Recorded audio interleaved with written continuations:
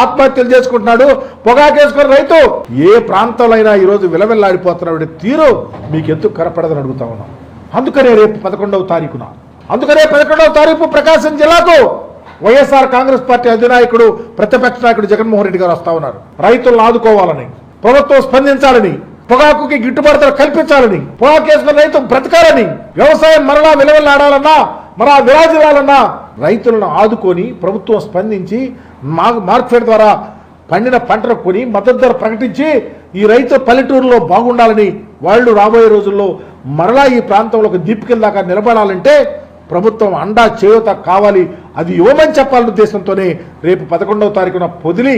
జగన్మోహన్ రెడ్డి గారు ఉదయం 9:30 వస్తా ఉన్నారు. అలవికాని అబద్ధాలు, సూపర్ 6లు, 143 హామీలు గాలి కొదిలేసి ఈరోజు ప్రభుత్వాన్ని మీ చెప్పు చేతల్లో పెట్టుకుని ప్రజల రోడ్డు మీద పడేసిన తీరుని వ్యతిరేకిస్తూ